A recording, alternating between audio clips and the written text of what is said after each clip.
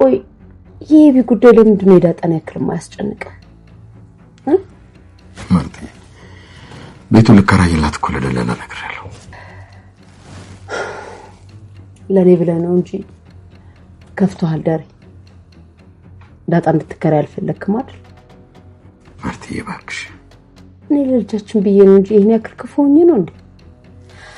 ተው በቃ አትጨነቅሽ።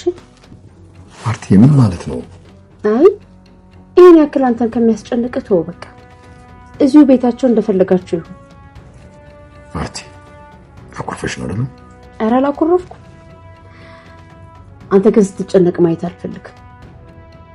ለማንኛውም ለአባቷ ደውለህ ንገረው። ከናታን ጋር ያላቸው ቅርርብ እኔንም በጣም አስጨንቆኛል።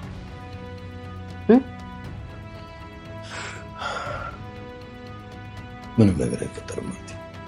ደሬ አለበለዚያ ወይ የሲሳይን ስልክ ስጠኝ፣ እኔ ራሴ ደውዬ አናግረዋለሁ።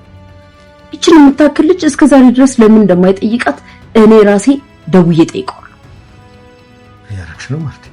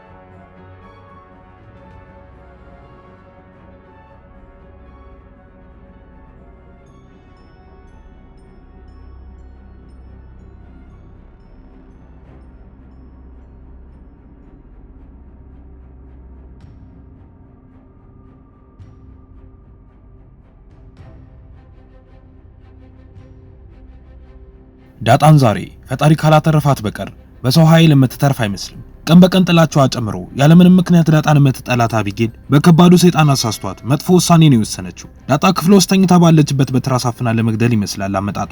ያ ካልሆነ ደግሞ ምናልባትም ኤቢ የዳጣን ስልክ ልትወስድና ከናታን ጋር ያላትን ግንኙነት ለማጣራት ሊሆን ይችላል። ክፍሏ ድረስ በምሽት በተኛችበት ሰተት ብላ የመጣችው በአቢጌልና በዳጣ መሃል ያለው ጸብ ያላስደሰታት ማርታ ደረጀንም አሳምና ዳጣ ከዛ ቤት ወጣ አዲስ ቤት እንዲከራዩላት ተስማምተው የነበረ ቢሆንም ነገር ግን ደሬ ሐሳቡን ለዳጣ ነግሯት ከውስጡ ማይጠፋ ከባድ የሚያስከፋውን ነገር ነው የተናገረችው። ደሬም ያንን መቋቋም ከብዶት ነው ምግብ የሚባል በአፉ ሳይዞር በጭንቀት እየተብሰለሰለ የዋለው። ያንን ያወቀችው ማርታም እንዳይጨናነቅ አስባ ነገሩን እንዲተው ነገር ግን ያንን ለማድረግ የግዴታ ሲሳይን ሊያወራው እንደሚገባ እሱ ያንን ማድረግ ካልቻለ ደግሞ ስልኩን እንዲሰጣት ጠይቀዋለች። ይህ ሁሉ ነገር ሊፈጠር የቻለው አቢጌል ናታንና ዳጣ ሲሳሳሙ ካየች በኋላ ነው። በሰዓቱ ከሀገር ውጪ የነበረው ደሬ ወደ ሀገር ተመልሶ እሱን ለመቀበል ሁሉም ተሰብስቦ በወጡበት ሰዓት ዳጣ ደግሞ ኪችን ውስጥ ስራ እየሰራች ናታን ይመጣና መንካት እንዲሁም መሳም ይጀምራል። ዳጣም ወደሱ ጋር ትዞርና አንተ ቆይ ግን ፊት ለፊት የተገተረ ምንድነው የምትሰራው ዞር በል ብላ ስትለው ናታንም አሁንማ ፍቅረኛሞች ሆነን አይደለ ብሎ ይላታል። ዳጣም በፍርሃት ቤቱን እየተዛዟረች ትቃኝና አረ ኤቢ እንዳትሰማ ባክህ ደግሞ በቃ ከዚህ ቤት እኮ ልባረር ነው እትዬ እንደዛ ብላለች። ችግር እየተፈጠረ ያለው በእኔ ምክንያት ነው። በቃ ደረጀ መጥቶ ውጪ ካለኝ እወጣለሁ። መቼስ በእኔ ምክንያት ሙሉ ቤተሰቡ መበተን የለበትም ብላ ስትለው ናታንም አታስቢ በቃ አባዬን እንደምንም እናሳምነዋለን። እማዬ ደግሞ አባዬ ካላት ምንም ነገር እምቢ አትለው ብሎ ሊያጽናናት ሲሞክር ዳጣም ገና ከመጀመሪያችን ብዙ ፈተናዎች በዙብን አይደለ ብላ ትለዋለች። ናታንም ገና ለብዙ ችግሮች ራስሽን አዘጋጂ፣ አዲስ ነገር ሁሌም ሲመጣ አዲስ ችግሮች ይፈጠራሉ፣ እኛም ሁሉንም ጠንክረን እናልፋቸውና እንጋባለን ብሎ ሲላት ዳጣም ትሽኮረመማለች። ከሰዓታት በኋላም ከውጭ ሀገር የሥራ ቆይቶ የተመለሰው የቤቱ አባወራ ቤቱን ፏ አድርገው የተለያዩ ምግቦች አዘጋጅተው ተሰብስበው እየበሉና እየተጫወቱ ጊዜ ያሳልፋሉ። ምግቡን ተመግበው እንደጨረሱም የተፈላለትን ቡና ጠጥተው ተሰብስበው ማውራት ይጀምራሉ። በዛን ሰዓት ከዳጣና ከሰላም ውጪ ሁሉም ነበሩ። የተፈጠሩትን ነገሮች ለመናገር ቸኩላ ስትቅበጥበጥ የነበረችው አቢጌልም በመሃል አባዬ ብላ ስትጠራው ማርታን በፍጥነት በክሩና ትጎሽማትና ወሬዋን ታስቆማታለች። ደረጀም ሁኔታዋን አስተውሎ ምንድነው ኤቢ አምጣልኝ ያልሽውን በሙሉ አመጣው ለናታን ለውሃ እንዲሁም ለዳጣ አንድ ያመጣሁት ነገር የለም። ቆይ ግን ለምንድነው ግንባርሽን ማትፈጪው ብሎ ሲላት ማርታን በመሃል ትገባና ተዋት ባክህ ደሬ አንቺ ኤቢ ቆይ ዛሬ ከመንገድ አይደል እንደ መጣው ምን አለ ብትስቂ ብትጫወቺ ሌላ ጊዜ አይደርስ መታገስ አቅቶሽ ነው ብላ ስትላት ደሬም እንዴ ቆይ ምኑን ነው የምትታገሰው ምን ተፈጥሮ ነው ናታን የተፈጠረ ችግር አለ እንዴ ብሎ ሲጠይቀው ናታንም ምንም የተፈጠረ ችግር እንደሌለ ይነግረዋል። ውሃም በመሃል ትገባና እማዬ የኔ ልናገር ብላ ስትል ማርታም ለራስሽ ስትይ ባትናገሪ መልካም ነው ብላ ትላታለች። ውሃም እንቢ እናገራለሁ ይሁን አባዬ እማዬ አንተ አለመኖርህን አይታ መታችኝ ብላ ስትል ማርታም ጎሽ እንደምታውሽ ከተናገርሽ አይቀር ምክንያቱንም ንገሪውና እሱም ይደግምልኛል ብላ ስትላት ደሬም ወደ ውሃ ይዞርና ጥፋት አጥፍተሽ ነው አይደለ ደግ አደረገች ጥፋት ያጠፋ ሰው መቀጣት መቻል አለበት ማርቲ ምን አድርጋ ነው ብሎ ሲጠይቃት ማርታም ደሬቶ እቺ ውሃ ታውቃት የለ ከዚህ በኋላ እንደዛ ስለማታረግ በእኔና በሷ አይቀር ብላ ስትል አቢጌል ትቀጥልና እኔ ነግርሃለሁ አባዬ ውሃ በቦርሳዋ የሚወጋ ሐሺሽ ይዛ መጣ እማዬ ስላገኘችባት ነው ብላ ስትል ደረጀ በድንጋጤ ምን ብሎ ከተቀመጠበት ሲነሳ ውሃም ደንግጣ ከተቀመጠችበት ተነስታ ፈርጥጣ ትሮጣለች። ደሬም በንዴት እንዲሁም በብስጭት ስሜት ውስጥ ሆኖ ቆይ ምንድነው የምትለው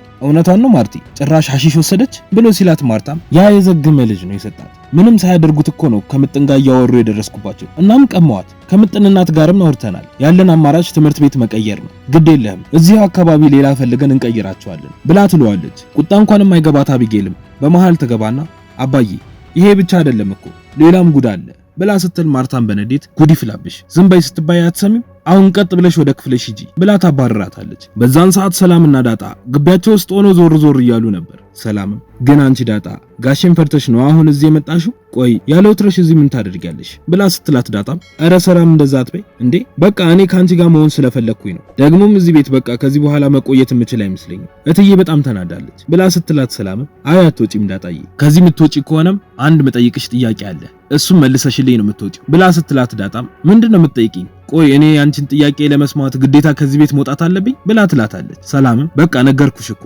ደግሞ እትዬን እንዲሁ ስታያት ኃይለኛ ትመስላለች እንጂ ጋሽ ያላትን ሁሉንም ነገር ታደርጋለች ስለዚህ በቃ አትወጪም ጋሽን ምን ለማመጥ ነው ያለብሽ ደግሞ ፍቅር እንዴት ነው ይሄውልሽ ይሄ እድሜያችሁ እንዳይሸውዳችሁ ተጋብታችሁ ትልቅ ደረጃ ደርሳችሁ ነው ማየት መፈልገው ደግሞ ናታንን የመሰለ ልጅ ስላጣብስኩሽ አንድ ቀን ታመስግኝኛለሽ ብላ ትላታለች። አመሻሹ ላይም ደሬና ማርታ መኝታ ቤታቸው ውስጥ አልጋቸው ላይ አረፍ ብለው እያወሩ ባሉበት አቢጌል በሩን በርግዳ ትገባና አባዬ ዛሬማ ሳልነግርህ አላድርም ይሄውልክ ናታንና ዳጣ አንተ የለህም ብለው ሲሳሳሙ ነበር ብላ ስትለው ደሬን በንዴት አቢጌል አሁንም እየዋሸሽ ነው አይደለም ቆይ ግን ለማን ምን እያወራሽ እንደሆነ ታውቂያለሽ ብሎ ሲላት አቢጌልም አውቃለሁ አባዬ ሲሳሳሙን ቪዲዮ ቀርጫቸው ስለነበረ በተኛውበት ስልኬን ሙሉ በሙሉ አጥፍተውብኛል ብላ ስትለው ደሬም አቢጌል ከእህትና ወንድሞችሽ ጋር እንደምትኖር ይረሳሽው ቆይ ምንድነው በእነሱ ላይ ይሄ ሁሉ ጥላቻ ብሎ ሲላት ማርታ ይሄው ነገርሽው አይደለ መፍትሄውን እኛ እንፈልጋለን ብላ ከክፍላቸው ታባረራታለች። ደሬም ቀጥሎ ማርታ ቆይ ምንድነው የተፈጠረው ብሎ ሲጠይቃት እሷም ይኸውልህ ደሬ በአጭሩ ዳጣና ኤቢ እዚህ ቤት ውስጥ አብረው ተስማምተው መኖር አልቻሉም ኤቢ የዳጣን አይን ለምን አየሁት እያለች ነው በቃ ዳጣና ናታን ደግሞ እየተፋፈሩ ነው በቃ ምናቸውም አላማረኝም ከዚህ በፊትም ነግሬሃለሁ የናታን አይኖች ዳጣ ላይ ናቸው ይሄ ደግሞ ለሱም ለኛም አደገኛ ነው ኤቢ ደግሞ ይሄንን እያየች እያበደች ነው በቃ ደሬ ይሄ እኮ በጣም ቀላል ነገር ነው ለኤቢም ሆነ ለዳጣ ነፃነት ሲባል በቃ እዚህ ሰፈር ለዳጣ ቤት ተከራይተንላት ከዚህ ቤት እንድትወጣ ፈልጋለሁ ለማንኛውም አሁን ደክሞኛል ተኛ ነገ እንነጋገርበታለን ትለውና ጀርባዋን ሰታ ትተኛለች። በነጋታው ጠዋትም ናታንና ዳጣ መንገድ ላይ ወክ እያደረጉ ስለራሳቸው እያወሩ በመሃልም ዳጣ አሁን ሁሉም ነገር እየከበደ ነው ከዚህ ቤትም ልወጣ ነው ብላ ስትለው ናታንም አትወጪም ብትወጪም አባዬ እዚሁ አካባቢ ቤት ስለሚከራይልሽ ለኛ ጥሩ ይሆንልናል ብሎ ሲላት ዳጣም ከዚህ ቤት መውጣት አልፈልግም እዚሁ መሆን ነው የምፈልገው ግን ደግሞ እትዬም ልክ ናት ኤቢ ልጇ ናት አልፈርድባትም ምናልባት እኔም እናቴ ብትኖር ኖሮ እንደዚህ እያጠፋው እንኳን ለኔ ነበር የምታግዘው ብላ ስትለው ናታንም እስቲ እንደውም ዛሬ ስለ እናትሽ ትነግሪኛለሽ ብሎ ይላታል። ዳጣም አይ ስለሷ ባይሆንም ስለ አባቴ ግን እነግርሃለሁ ትለውና አንድ ቦታ ላይ ይቀመጣሉ። ናታንም ቀጥሎ ይኸውልሽ ዛሬ እኔን ለእናትሽም ለአባትሽም ማስተዋወቅ አለብሽ እስቲ ፎቶአቸውን አሳየኝ ብሎ ሲላት ዳጣም እሺ ና ላሳየ ትለውና የደረጀን ፎቶ ታሳየዋለች። ናታንም ግራ በመጋባት ስሜት ውስጥ ሆኖ እንዴ ይሄ እኮ አባዬ ፎቶ ነው ብሎ ሲላት ዳጣም የአባትሽን አይደል ያልከኝ ቆይ አንተ ደረጃ አባቴ እንዳልሆነ በምን እርግጠኛ ነህ ብላ ስትለው ናታንም በእርግጥ አባዬ ባይወልድሽም አባት ሆኖሻል ከልጁ እኩል ነው የሚያይሽ ብሎ ሲላት ዳጣም አየህ አሁን ገባ አባቴ ደረጀ ነው ደግሞ አባቴ ቀላል ሰው አይደለም 50 በሬና 50 ላም ጥሎች ካላመጣ አታገኘኝም ናታን አሁን ግን እርቦኛል ልጋብዝሽ ብለህ አይደል እንዲያመጣኸኝ ብላ ስትለው እሱም እሺ በቃ ነኝ ተባብለው ተነስተው ይሄዳሉ። በዛን ሰዓት ደረጀ ውሃና አቢጌል አንድ ላይ ተሰብስበው እያወሩ እየተጫወቱ ነበር። በመሃልም ማርታ ትመጣና ሰላምታ ተለዋውጠው ትቀመጣለች። ቀጥላም ከደረጀ ጋር ማውራት ያለባቸው ነገር ስላለ ሁለቱም ወደ የክፍላቸው እንዲሄዱ ታዛቸዋለች። እነሱም ተነስተው ይሄዳሉ። ቀጥላም ደሬ ያው ጉዳዩን በስርዓት ልናወራው ስለሚገባ ነው ማታም ዝም ያልኩ። እናም በቃ ኤቢ ከዚህ ልጅ ጋር በፍጹም መኖር አልቻለችም። ስለዚህ ለዳጣ ቤት እንከራይላትና ትኑር ብላ ስትለው ደረጀም ግን ለምን አቢጌልን ወደ ውጭ ሀገር አንልካትም ብሎ ይላታል። ማርታም በንዴት ደሬ ይሄ በፍጹም ሊሆን የሚችል ነገር አይደለም። ከዚህ በፊትም ነግሬሃለሁ። እኔስ ማን አለኝ? ሌላው ቢቀር ጭቅጭቋ ራሱ ይናፍቀኛል። እሷም ቢሆን ከዚህ ሀገር መውጣት አትፈልግም። ስለዚህ በቃ ነገሩን ቀለል አድርገን ለዳጣ ቤት እንከራይላት። ይገባኛል እኮ ዳጣ ምንም አይነት ጥፋት የለባትም፣ ግን ደግሞ ለሷ ብለን ልጃችንን ማጣት የለብንም። ደሬ ኤቢ ምን እያለች እንደሆነ ታውቃለህ? ራሴን እስከ ማጥፋት እደርሳለሁ ነው ያለች። መቼም በዚህ ሁኔታ ይኖሩ አትለኝም። በቃ እዚሁ አካባቢ ቤት እንከራይላት ብላ ትሏለች። ደሬም እንደዛ ይሻላል ብለሽ ነው? ግን እኮ ለብቻዋ ስትሆን ስንት ነገር አለ። ሌሊት ልትታመም ትችላለች። ብቻ እስቲ በቃ እንደሚሆን እናደርጋለን ብሎ ይላታል። በነጋታውም ነው ደሬ ለዳጣ ያሰበውን ሲነግራት እሷን በንግግሩ ተከፍታ እሱንም ያስከፋችው። ደሬ ዳጣ የተናገረችውን ነገር ከጭንቅላቱ ማውጣት አልቻለም። ዳጣም እኔ አንተን ፈልጌ ቤተሰብ ፈልጌ እንጂ ቤት ፈልጌ አይደለም የመጣሁት ነበር ያለችው። ደሬም እሷን ለማጽናናት በቃ አንቺ አትጨነቂ፣ እኔ ሁሉንም ለማስተካከል እሞክራለሁ፣ ከዚህ ቤት አትወጪም ብሎ ነበር ያጽናናት። በቀጣይ ምን ይፈጠር ይሁን? ሐሳብ አስተያየታችሁን ኮሜንት ላይ ጻፉልን። የምንለቃቸው ቪዲዮዎች ለብዙ ሰዎች እንዲደርስም ላይክ እንዲሁም ሼር ማድረግ አትርሱ። የሚለቀቁት ቪዲዮዎች በፍጥነት እንዲደርሳችሁ የደወል ምልክቱን መጫን አትርሱ። በቀጣይ በሌላ ክፍል እስክንገናኝ እስከዛው በሰላም ቆዩ።